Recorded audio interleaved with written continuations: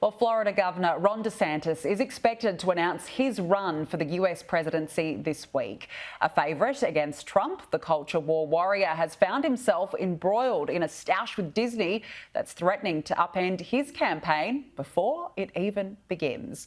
Joining us now is Dean of Global Futures and political analyst at Curtin University, Joe Siracusa. Thank you very much for joining us. So a stoush with Disney, who would have thought? Is this going to derail his campaign?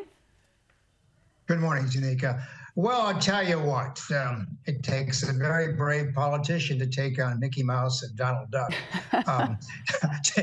Disney got very much involved in the culture wars, and DeSantis has cut his teeth on the culture wars. That is, he's trying to make Florida a very special place, a little different from other places. And it may redound on him as he gets closer to challenging Trump, or it may rebound on him.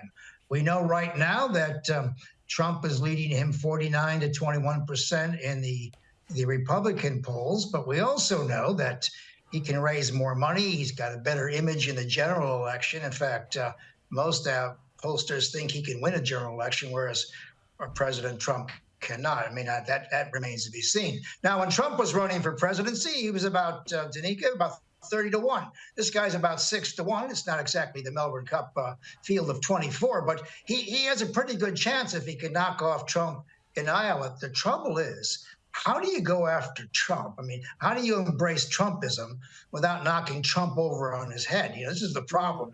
Can you separate the two of them? We're not quite sure. Well, good question, and one we look forward to seeing how it unfolds.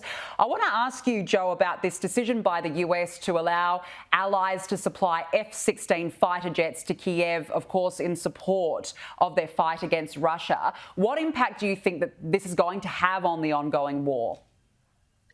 Oh, I think it's not only going to prolong it, it's going to make it more dangerous. President Putin, who stupidly got involved in this war in the first place, has made it very clear that there are some red lines here. The red lines was not to introduce advanced NATO weapon systems on his border.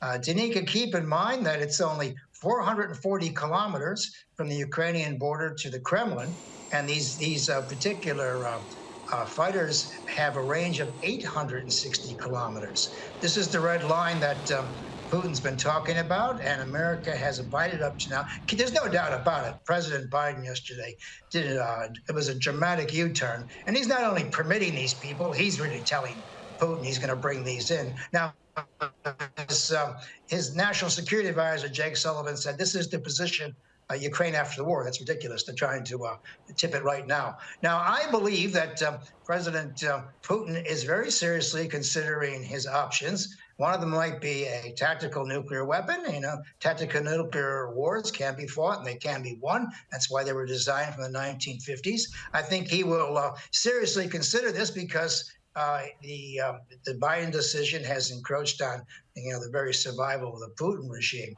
Now, I heard in Europe last week that what would be the American response if President Putin actually used tactical nuclear weapons.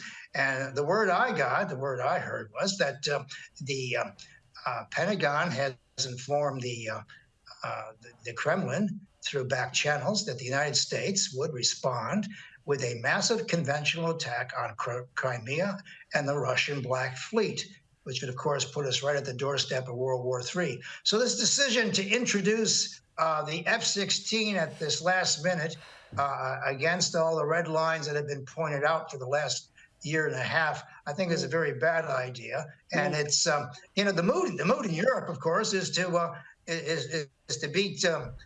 beat Russia up and break it up. And I mean, they're sort of like warlike mood. And I think President Biden here could probably have won this war without this weapon. But he's added a very dangerous thing. All right. Well, look, I mean, it's still ongoing, remains to be seen. Joe Siracusa, thank you very much for your analysis this morning.